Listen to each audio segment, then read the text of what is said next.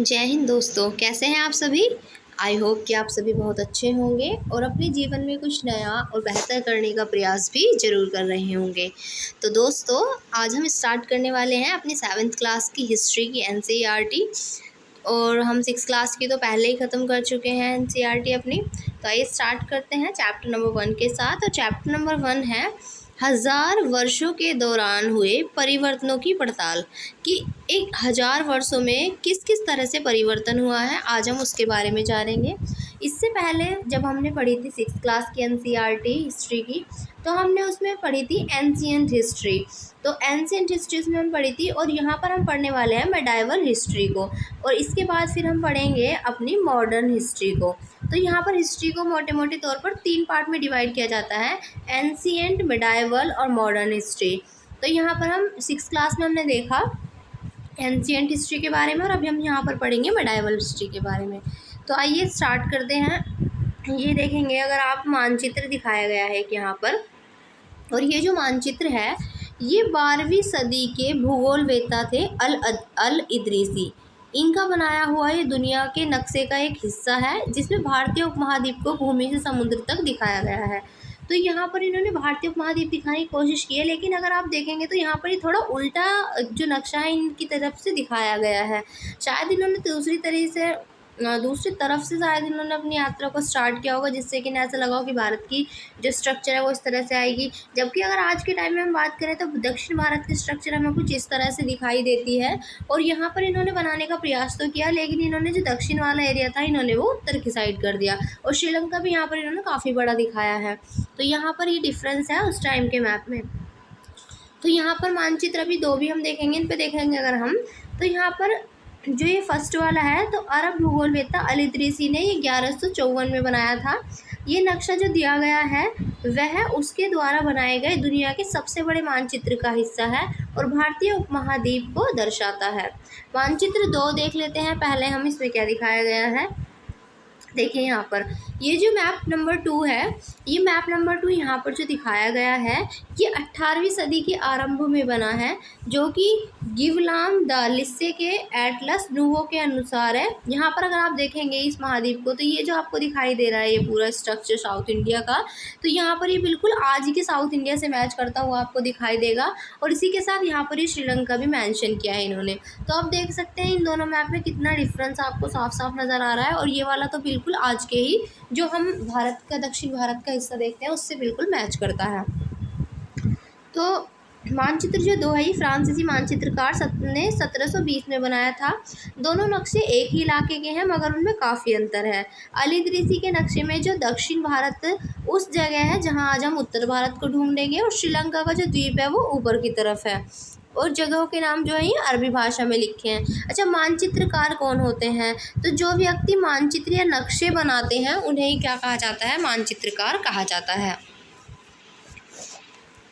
तो यहाँ पर देखिए, तो अरबी भाषा में दिए गए हैं इनके नाम, और जिनमें से कुछ नाम जाने पहचाने भी हैं। जैसे कि उत्तर प्रदेश के अगर कन्नौज की बात करें तो ये जाना पहचाना, हमने खूब पढ़ा पिछले साल इसको, जब 6th क्लास की एनसीईआरटी पढ़ी तो उसमें हमने इसको देखा।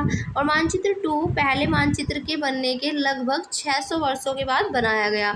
इस कालावधि में उपमहाद्वीप के बारे में जो सूचनाएँ हैं वो काफ़ी बदल गई। यह नक्शा हमें ज़्यादा परिचित लगेगा।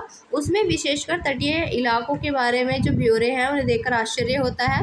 यूरोप के नाविक तथा समुद्री व्यापारी हैं, वो अपनी समुद्री यात्रा के लिए इस नक्शे का इस्तेमाल किया करते थे ताकि वो वहाँ पर ठीक से पहुँच सके। अब देखिए यहाँ पर, और इतनी ही महत्वपूर्ण बात एक और यह है कि दूसरे युग तक मानचित्र अंकन का विज्ञान भी बहुत बदल गया था। इतिहासकार जब बीते युगों के दस्तावेजों, नक्शों और लेखों का अध्ययन करते हैं तो उनके लिए सूचनाओं के संदर्भों का, उनकी भिन्न भिन्न ऐतिहासिक पृष्ठभूमियों को रखना जरूरी हो जाता है। तो वही बिल्कुल सही बात है। तो इनको ये ध्यान रखनी होती है चीज़ें कि कौन कौन सी क्या बदलाव आ रहे हैं, उसके अकॉर्डिंग इनको जो सूचनाएं हैं वो उसमें लिखनी होती हैं। अब देखते हैं नई और पुरानी शब्दावलियाँ। अगर समय के साथ साथ सूचनाओं के संदर्भ बदलते हैं तो उनकी भाषा और उनके अर्थ के साथ क्या होता है, भाई भाषा और अर्थ में भी परिवर्तन आता है। अब देखेंगे वो किस तरह से आता है। ऐतिहासिक अभिलेख कई तरह की भाषाओं में मिलते हैं और ये भाषाएं भी समय के साथ साथ बहुत बदली हैं। उदाहरण के लिए जो मध्य युग की फ़ारसी है वो आधुनिक फ़ारसी से भिन्न है। यह भिन्नता सिर्फ व्याकरण और शब्द भंडार में ही नहीं आई है, ये समय के साथ साथ शब्दों के अर्थ भी बदल जाते हैं। तो शब्दों के साथ समय के अर्थ कैसे बदलते हैं हम वो भी देखेंगे। यहाँ पर देखिए, जैसे इन्होंने एग्जाम्पल दिया है,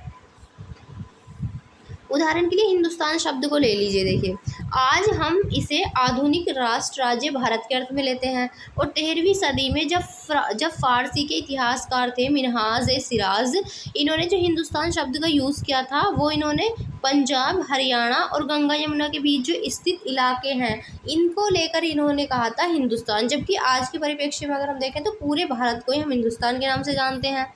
तो समय के साथ साथ इनका जो मीनिंग है, इनका जो अर्थ है वो बदलता रहता है। इनका जो अर्थ है वो क्या है, किन शब्दों में हम किन अर्थ में हम लेते हैं इन शब्दों को, तो ये बदलता रहता है समय के साथ साथ।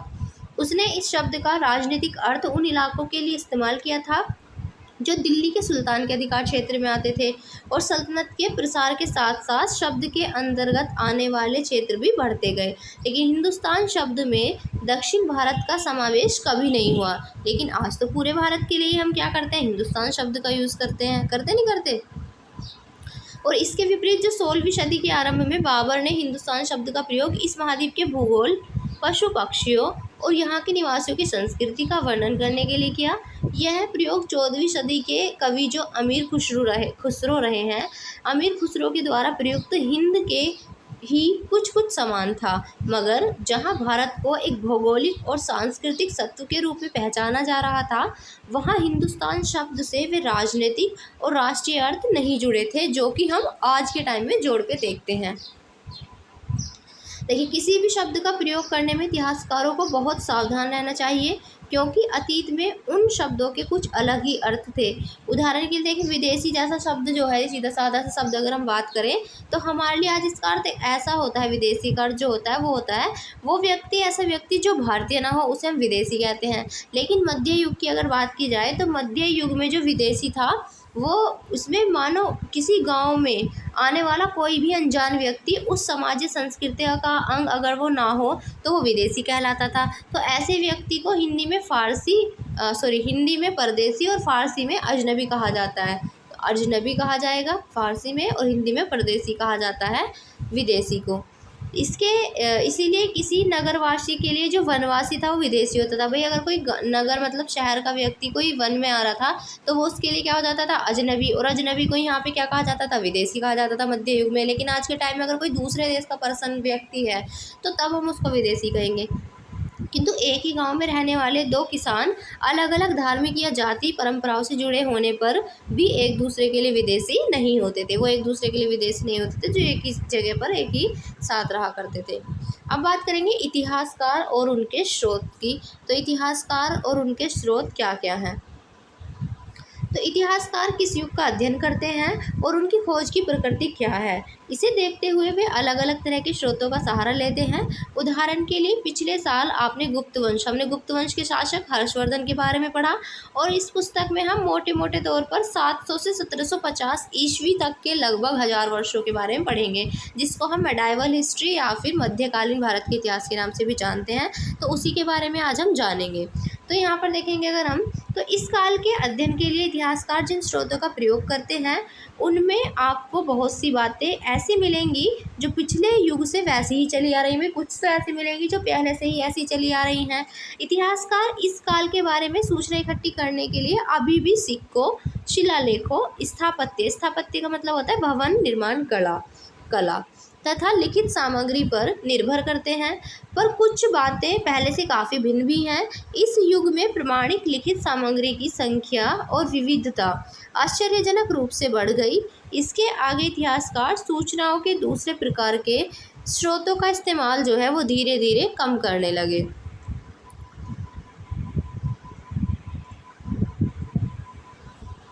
अब देखिए, तो इस समय क्या होता है, इस समय के दौरान कागज़ जो है वो क्रम से सस्ता होता गया और बड़े पैमाने पर उपलब्ध भी होने लगा। लोग धर्म ग्रंथ, शासकों के वृतांत, संतों के लेखन और उपदेश, अर्जियां, अदालतों के दस्तावेज, हिसाब तथा करों के खाते आदि लिखने में इसका उपयोग करने लगे। तो इन सब में कागज़ का यूज़ किया जाने लगा। धनी व्यक्ति, शासक जन, मठ, मंदिर पांडुलिपियां एकत्रित किया करते थे। इन पांडुलिपियों को पुस्तकालयों तथा अभिलेखागारों में रखा जाता था। इन पांडुलिपियों तथा दस्तावेजों से इतिहासकारों को बहुत विस्तृत जानकारी मिलती है, मगर साथ ही इनके उपयोग जो है, इनका उपयोग कठिन है। इनका उपयोग क्या है, कठिन है। अच्छा, ये और जान लेते हैं कि अभिलेखागार क्या होते हैं। तो अभिलेखागार एक ऐसा स्थान होता है जहाँ पर दस्तावेजों या पांडुलिपियों को संग्रहित किया जाता है, इकट्ठा किया जाता है। आज सभी राष्ट्रीय और राज्य सरकारों के अभिलेखागार होते हैं, जहां वे अपने तमाम पुराने जो सरकारी अभिलेख हैं और लेन देन के जो ब्यूरो का रिकॉर्ड है वो सब इसके अंदर अभिलेखागारों के अंदर रखा जाता है। अगर बात करें उन दिनों के छापे खाने की, तो छापे खाने तो थे नहीं, इसलिए लिपिक या नकलनवीस हाथ से ही पांडुलिपियों की प्रतिकृति बनाते थे। अगर आपने कभी किसी मित्र के, तो अगर आपने भी देखिए, नकल नवीस क्या होते हैं सुन लेते हैं। तो जब अगर आपने भी अपने किसी फ्रेंड से उसकी कॉपी में से अगर कभी नकल करके लिखा होगा, तो आपने देखा होगा कि कुछ शब्द ऐसे होते होंगे जो आपको समझ में नहीं आते होंगे। तो उस टाइम पे आप क्या करते होंगे, आप अंदाजे से कि यहाँ पर इसका मतलब ये होगा, तो आप ऐसे लिख लेते होंगे। और जब आप ऐसे लिखते हैं और अगर मान लिया फिर आपकी कॉपी आपकी किसी फ्रेंड ने ले ली, दूसरे ने, तो फिर वो आपकी में से लिखेगा, उसको अगर कुछ समझ नहीं आया तो वो भी कुछ ना कुछ गलत करके लिख लेगा या कुछ गलती हो जाती है लिखने में। तो इस तरह से जो मूल इनके मीनिंग होते थे, मूल जो लिखा होता था वो तो रह जाता था और कुछ ना कुछ आगे मतलब निकलते चले जाते थे अलग से अलग। तो इस तरह से इनमें क्या होता था, जब अलग अलग लोग इसमें लिखेंगे अपने अपने अंदाजे के अनुसार, तो उनके जो अर्थ हैं, उन्होंने जो मूल रूप से जो ग्रंथ या जो भी साहित्य है, जो भी चीज़ें लिखी थी, उनमें चेंज आता जाता था समय के साथ साथ। तो देखिए, उन दिनों छापे खाने तो नहीं थे, इसलिए लिपि के नकल नवीस हाथ से ही पांडुलिपियों की प्रतिकृति बनाते थे। और आपने कभी किसी मित्र के गृह कार्य की नकल उतारी हो तो आप जानते होंगे कि ये काम इतना आसान नहीं है। कभी कभी आपको अपने मित्र की लिखावट समझ में नहीं आती होगी और मजबूर होकर आपको अंदाजा लगाना पड़ता होगा कि क्या लिखा है, और इसके बाद फिर आप मित्र के लिखे हुए से कुछ छोटे मोटे लेकिन उसमें परिवर्तन करके क्या कुछ महत्वपूर्ण अंतर तो आ जाते होंगे। और पांडुलिपियों की जो प्रतिलिपि है उसे बनाने में भी कुछ यही होता था। इसी तरह से प्रतिलिपियां बनाते हुए जो लिपिक थे वो छोटे मोटे फेरबदल करते चलते थे, कहीं कोई शब्द तो कहीं कोई वाक्य। सदी दर सदी प्रतिलिपियों की प्रतिलिपियां बनती रही और अंततः एक ही मूल ग्रंथ की भिन्न भिन्न प्रतिलिपियां एक दूसरे से बहुत ही अलग हो गई। अब इससे बहुत बड़ी समस्या ये हो गई उत्पन्न, क्योंकि आज हमें लेखक की मूल पांडुलिपि शायद ही कहीं मिलती है। हमें बाद के लिपिकों के द्वारा बनाई गई प्रतिलिपियों पर ही निर्भर रहना पड़ता है पूरी तरह से। इसलिए इस बात का अंदाज़ा लगाने के लिए कि मूलतः लेखक ने क्या लिखा था, इतिहासकारों को एक ही ग्रंथ की विभिन्न प्रतिलिपियों का अध्ययन करना पड़ता है, तब हम सही से अंदाज़ा लगा पाते हैं कि मूलतः उसने क्या लिखा था। तो यहाँ आप देख सकते हैं, ये जो दिखाया गया है ये चित्र यहाँ पर, ये एक नकल नवीस है जो कि यहाँ पर कॉपी कर रहा है। ठीक है, इस तरह से लिखा करते थे। तो ये लिखावट की जो भिन्न भिन्न प्रकार की शैली आप देख रहे हैं फ़ारसी और अरबी में है, जो कि पढ़ने में कठिनाई आ सकती है जिनको ये लैंग्वेज नहीं आती है। अब देखिए, यहाँ पर कई बार जो लेखक हैं वो स्वयं भी समय समय पर अपने मूल वृत्तांत में संशोधन करते रहते थे। 14वीं सदी के इतिहासकार जियाउद्दीन बर्नी ने अपना वृत्तांत पहली बार 1356 में और दूसरी बार इसके 2 वर्षों बाद लिखा था, और दोनों में अंतर है। लेकिन 1971 तक इतिहासकारों को पहली बार वाले वृत्तांत की जानकारी थी ही नहीं। यह पुस्तकालयों के के विशाल संग्रह हैं उनमें कहीं पर ये दबा पड़ा था, इनका जो पहला वाला लेख था। अब देखते हैं नए सामाजिक और राजनीतिक समूह किस तरह से निकल के आते हैं।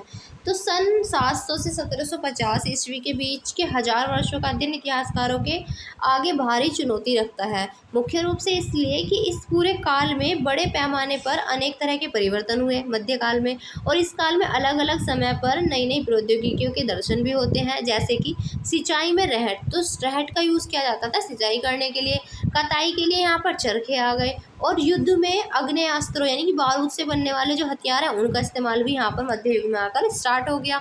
तो इस उपमहाद्वीप में नई तरह का खान पान भी आया, जैसे कि आलू, मक्का, मिर्च, चाय, कॉफ़ी। ध्यान रहे कि ये जो तमाम परिवर्तन है, ये नई प्रौद्योगिकियाँ और फसलें उन लोगों के साथ आए जो नए विचार भी लेकर आए, यानी कि इन सब चीज़ों के साथ साथ वो नए नए विचार भी लेके आए थे अपने। परिणाम स्वरूप यह जो काल है, ये आर्थिक, राजनीतिक, सामाजिक और सांस्कृतिक परिवर्तनों का काल भी रहा है। इनके बारे में हम आगे चैप्टर में पढ़ेंगे।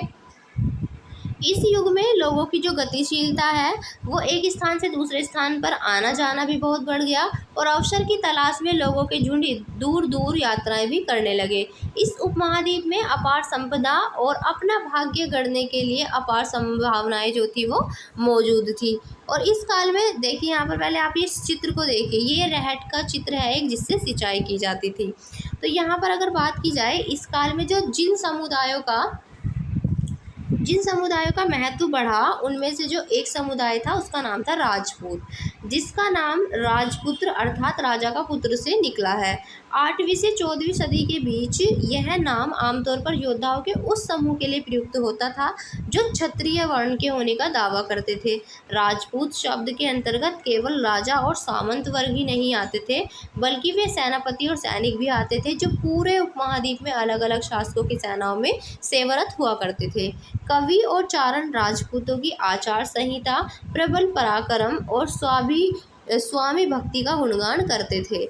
इस युग में राजनीतिक दृष्टि से महत्व हासिल करने के अवसरों का लाभ मराठा, सिख, जाट, अहोम और कायस्थ कौन होते थे? ये मुख्यतः लिपिकों और मुंशियों का कार्य करने वाली जातियाँ थी, उन्हें कायस्थ कहा जाता था, आदि समूहों ने उठाया था। अच्छा, पर्यावास का मतलब और समझ लेते हैं क्या होता है। तो इसका मतलब होता है किसी भी क्षेत्र के पर्यावरण और वहाँ के रहने वाले लोगों की सामाजिक और आर्थिक जीवन शैली से है। तो किसी भी पर्यावरण में वहाँ जो रहने वाले हैं, उनकी सामाजिक और आर्थिक जीवन शैली ही क्या कहलाती है? पर्यावास कहलाती है। तो इस पूरे काल के दौरान क्रम से जंगलों की कटाई जो है वो होती रही थी, और खेती का इलाका बढ़ता जा रहा था। कुछ क्षेत्रों में ये परिवर्तन अन्य क्षेत्रों की अपेक्षा तेज़ी से और पूरे तौर पर हुआ, यानी कि बहुत ही स्पीड में काम चला और कृषि कार्य तेज़ी से यहाँ पर बढ़ा। पर्यावास में परिवर्तन के कई कारण वनवासियों को मजबूर होकर अपना स्थान भी छोड़ना पड़ा, और कुछ और वनवासी ज़मीन की जुताई करने में और लग गए कुछ तो, और कुछ कृषक बन गए। कृषकों के ये नए समूह क्षेत्रीय बाजार मुखियाओं, पुजारियों, मठों, मंदिरों से प्रभावित होने लगे। वे बड़े और जटिल समाजों के अंग बन गए। उन्हें कर चुकाने पड़ते थे और स्थानीय मालिक वर्ग की पैगार भी करनी पड़ती थी। परिणाम स्वरूप किसानों के बीच आर्थिक सामाजिक अंतर यहाँ पर उभरने लगे थे। तो धीरे धीरे क्या हुआ, इनके बीच अंतर भी उभरने लगे किसानों के बीच। तो इसमें क्या होता है फिर, इसके कुछ के पास तो ज़्यादा उपजाऊ ज़मीन होती थी, और कुछ लोग मवेशी भी पालते थे, और कुछ लोग खेती से खाली समय में वो दस्तकारी आदि कुछ काम भी कर लेते थे। तो यहाँ पर जैसे जैसे समाज में अंतर बढ़ने लगा, तो लोग जातियों और उपजातियों में बांटे जाने लगे। उनकी पृष्ठभूमि और व्यवसाय के आधार पर उन्हें समाज में ऊंचा या नीचा दर्जा दिया जाने लगा। ये दर्जे स्थायी तो नहीं होते थे। किसी जाति के विशेष के सदस्य के हाथों में कितनी सत्ता, प्रभाव और संसाधनों का नियंत्रण है, इसके आधार पर उसके दर्जे बदलते रहते थे। यानी कि जिसके हाथ में सत्ता है, जिसका जो प्रभावशाली व्यक्ति है, जिसके पास संसाधनों पर जो नियंत्रण रख सकता है, तो ऐसे व्यक्ति क्या कहलाते थे? वो उनको ऊंचा दर्जा दिया जाता था। तो एक ही जाति का किसी क्षेत्र में कोई दर्जा हो सकता था, और दूसरे क्षेत्र में उसका कोई और दर्जा हो सकता था, एक ही जाति का। तो ये उनके डिपेंड करता था, उनकी शक्ति पर, उनकी सत्ता पर, और साथ ही साथ उनका नियंत्रण कितना रख सकते हैं वो किसी क्षेत्र पर, उस चीज़ पर भी। अपने सदस्यों के व्यवहार का नियंत्रण करने के लिए जातियां स्वयं अपने अपने नियम बनाती थी। इन नियमों का पालन जाति के बड़े बुजुर्गों की एक सभा जो थी वो करवाया करती थी, जिसे कुछ इलाकों में जाति पंचायत कहा जाता था। लेकिन जातियों को अपने निवास के गांवों के रिवाजों का पालन भी करना पड़ता था। तो जो जातियाँ थी उन्हें अपने गांव के रिवाजों का पालन भी करना पड़ता था। इसके अलावा कई गांवों पर मुखियों का शासन होता था, और मिल मिलाकर वे किसी राज्य की एक छोटी इकाई भर होती थी। अब बात करेंगे क्षेत्र और साम्राज्य की। देखिए, यहाँ पर हमने जो चैप्टर नंबर 2 है, इसमें चोल, और चैप्टर नंबर 3 में तुगलक और 4 में हम पढ़ेंगे मुग़ल। तो ये जो बड़े बड़े राज्यों के अंतर्गत कई सारे क्षेत्र आते थे। दिल्ली के सुल्तान गयासुद्दीन बलबन 1266 से 1287 की प्रशंसा में एक संस्कृत प्रशस्ति के उदाहरण देखेंगे हम चैप्टर में आगे। तो उसमें एक विशाल साम्राज्य का शासक उसको बताया गया है, गयासुद्दीन बलबन को, जो कि पूर्व में बंगाल, यानी कि बंगाल जिसे पहले गोड़ के नाम से भी जानते थे, तो बंगाल से लेकर पश्चिम में अफगानिस्तान के गजनी या गज्जन तक फैला हुआ था, और जिसमें संपूर्ण दक्षिण भारत, यानी कि जिसको हम द्रविड़ के नाम से भी जानते हैं, ये भी आ जाता था। गौड़ आंध्र प्रदेश, केरल, कर्नाटक, महाराष्ट्र, गुजरात आदि विभिन्न क्षेत्रों के लोग उसकी सेना के आगे पलायन कर जाते थे। इतिहासकार विजय अभियान के इन दावों को अतिशयोक्तिपूर्ण मानते हैं। साथ ही वे ये समझने की भी कोशिश करने लगे रहते हैं कि शासक लोग इस उपमहाद्वीप के भिन्न भिन्न भागों पर अपने अधिकारों का उल्लेख क्यों करते रहते हैं। यानी कि ऐसा कहा जाता है, भाई देखिए अभी इतने सारे क्षेत्र हमने देखे, और ऐसा कहा जाता है कि इतने सारे क्षेत्रों के शासक जो हैं वो उससे मतलब उनकी जो सारी सेनाएं हैं वो डर कर ही इनसे भाग जाती थी, तो पलायन कर जाते थे उन्हें देख के। तो इस तरह की चीज़ें भी यहाँ पर बताई गई हैं। अगर आप इस मैप को देखेंगे तो यहाँ पर आपको ये प्लेसेस जो दिखाए गए हैं, तो ये मिस्र के शिहाबुद्दीन उमरी द्वारा रचित मसालिफ अल अबसर की फ़ी ममालिक अल अमसर के अनुसार मोहम्मद तुगलक के राज्यकाल में दिल्ली सल्तनत के अंतर्गत आने वाले प्रांत यहाँ पर दिखाए गए हैं। तो यहाँ पर देखिए मोहम्मद तुगलक के टाइम में कौन कौन से आते थे। ये सारे के सारे सिविस्तान, उच्च, मुल्तान, गलानौर, लाहौर, समाना, सरस्वती, कुराम, हासी, दिल्ली, बदायूं, कन्नौज, कड़ा, अवध, बिहार, लखनौती, जाजनगर, मालवा, गुजरात, देवगिरी, तेलंगाना, द्वार समुद्र और माबार। तो ये सभी यहाँ पर इस मैप में दिखाए गए हैं। इसी के साथ अगर बात की जाए आगे, तो भाषा और क्षेत्र की बात करते हैं। तो भाषा तथा क्षेत्र, तो ये बात है सन 1318 में कवि अमीर खुसरो ने इस बात पर गौर किया था कि इस देश के हर क्षेत्र की एक अलग भाषा है, कि यहाँ पर ये जो देश है इसमें हर क्षेत्र में एक अलग भाषा है। सिंधी, लाहौरी, कश्मीरी, द्वार समुद्री जो कि दक्षिण कर्नाटक में, तेलंगानी या आंध्र प्रदेश में, गुजरी गुजरात में, मावारी जो है ये तमिलनाडु में, गौड़ी बंगाल में, अवधी पूर्वी उत्तर प्रदेश में और हिंदवी दिल्ली के आसपास के क्षेत्र में। अमीर खुसरो ने बताया कि इन भाषाओं के विपरीत एक भाषा संस्कृत भी है, जो किसी क्षेत्र विशेष की भाषा नहीं है। यह एक प्राचीन भाषा है जिसे केवल ब्राह्मण जानते हैं और आम जनता नहीं जानती।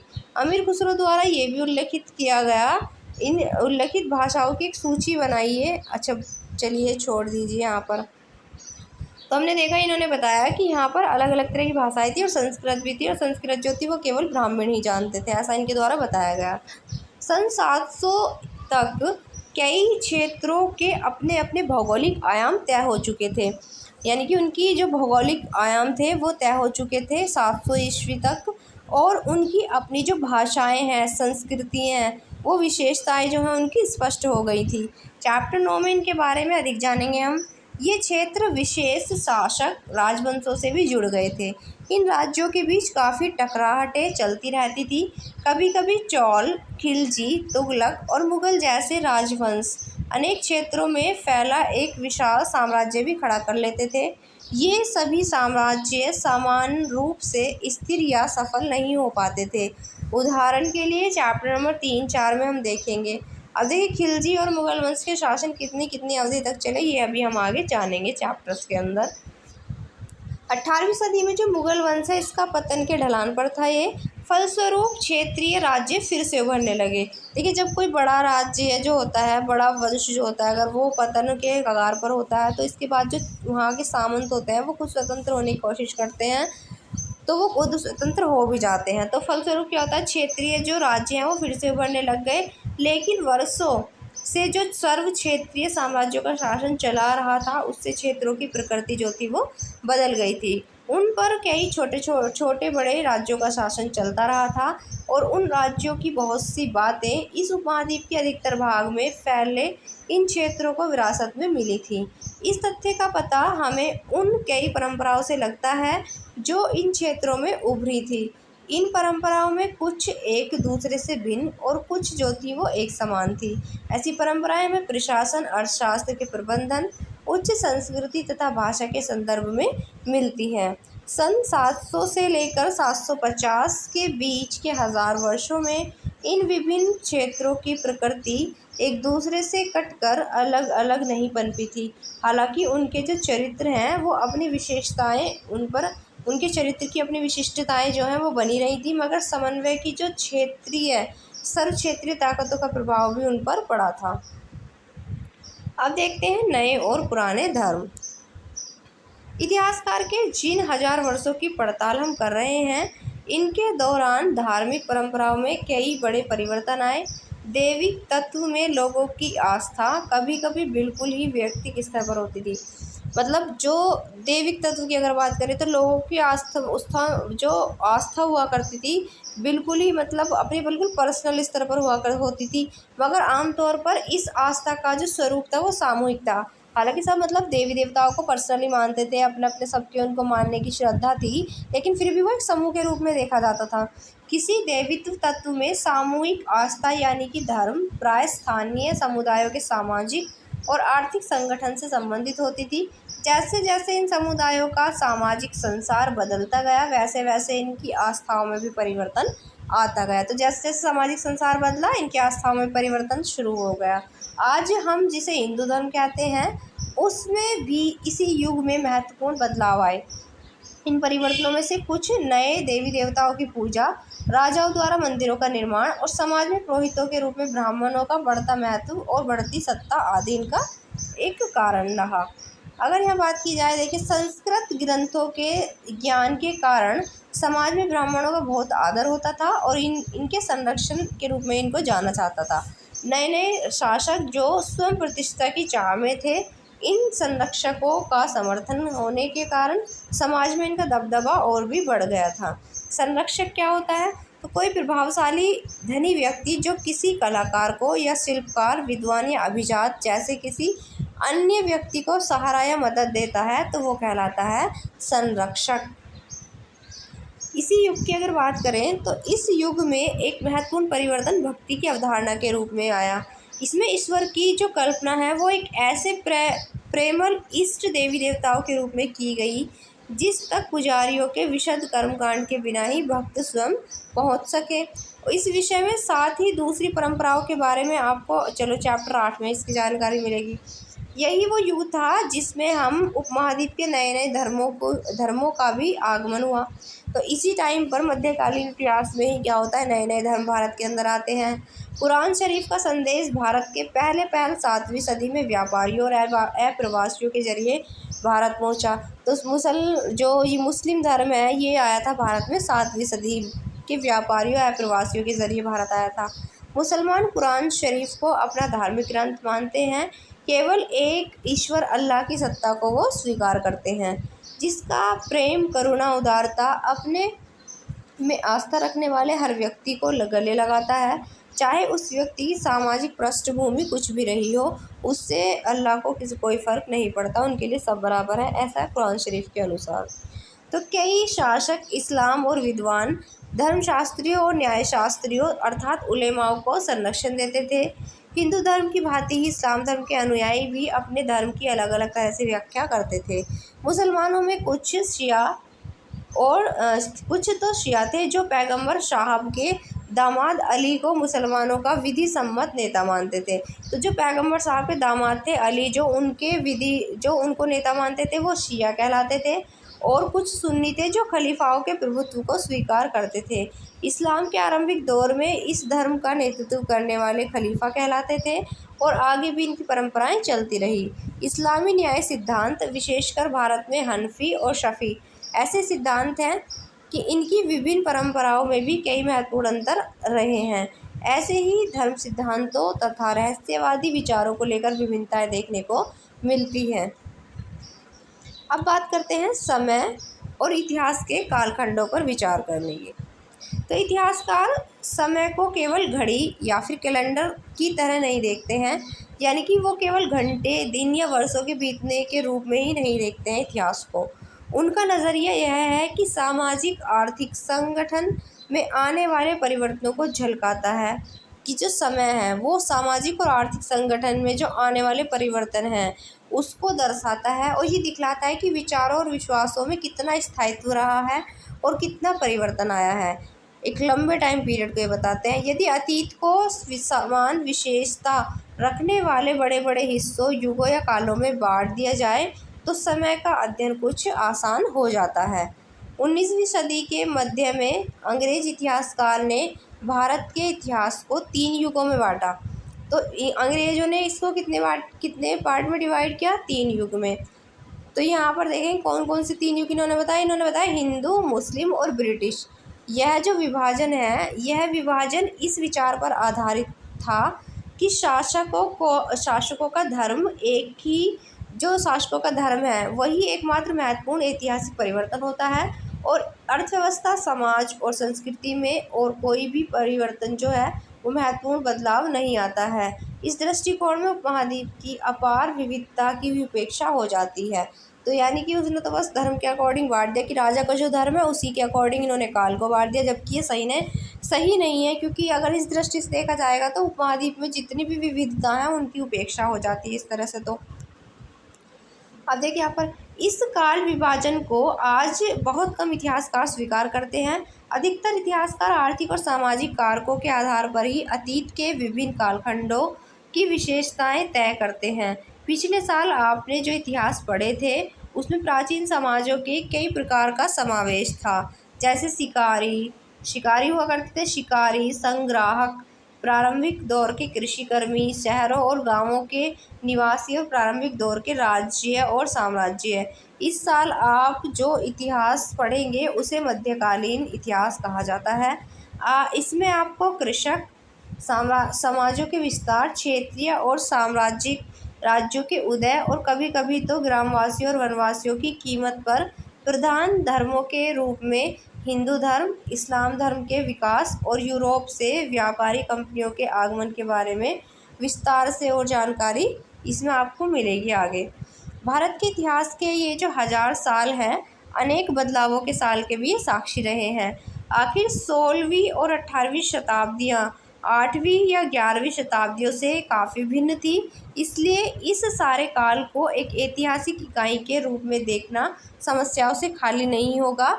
फिर भी मध्यकाल की तुलना में जो मध्यकाल की जो तुलना है वो प्राय आधुनिक काल से की जाती है। आधुनिकता के साथ भौतिक उन्नति और बौद्धिक प्रगति का भाव भी जुड़ा हुआ है। इससे आज से ये निकलता है कि मध्यकाल रूढ़िवादी था और उस दौरान कोई परिवर्तन ही नहीं हुआ, लेकिन हम जानते हैं ऐसा नहीं था। इन 1000 वर्षों के दौरान इस उपमहाद्वीप के समाजों में प्राय परिवर्तन आते रहे और कई क्षेत्रों की अर्थव्यवस्था तो इतनी समृद्ध हो गई थी कि उसने यूरोप की व्यापारी कंपनियों को भी आकर्षित करना प्रारंभ कर दिया। इस पुस्तक को पढ़ते समय आप परिवर्तन के चिन्हों तथा यहाँ सक्रिय ऐतिहासिक प्रक्रियाओं पर ध्यान देते चलें। तो यहाँ पर हम इनके जो भी परिवर्तन होंगे उन सबको देखेंगे और किस किस तरह से ये चेंजेस आ रहे हैं उन पर भी ध्यान देते चलेंगे। और संभव हो तो इस पुस्तक में आप जो पढ़ रहे हैं उसकी तुलना पिछले वाले जो हमने पिछले 6 क्लास के एनसीईआरटी पढ़ी थी उससे भी इनको जोड़ने की कोशिश करेंगे। तो यहाँ देखेंगे कि कहाँ बदलाव हुए हैं और कहाँ नहीं, और आज आप आसपास की दुनिया पर नज़र डालकर भी ये देखेंगे कि क्या कुछ बदला है या फिर वैसा ही रहा है। तो यहाँ पर इन्होंने हमें कंपैरिजन करने के लिए कहा है। तो इस चैप्टर में ही इतना ही है।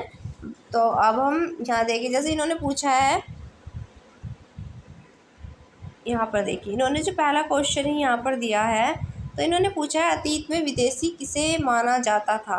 तो ये हमने भी पढ़ा था चैप्टर में, अतीत में विदेशी किसे माना जाता था। तो विदेशी उस व्यक्ति को कहा जाता था जो कि एक दूसरे के लिए अनजान था, यानी कि अगर शहर वाला व्यक्ति अगर वन वाले व्यक्ति के लिए क्या हुआ करता था, अनजान हुआ करता था, तो वो उसके लिए विदेशी था। लेकिन आज के टाइम में विदेशी हम कहते हैं जो किसी दूसरे देश का व्यक्ति होता है।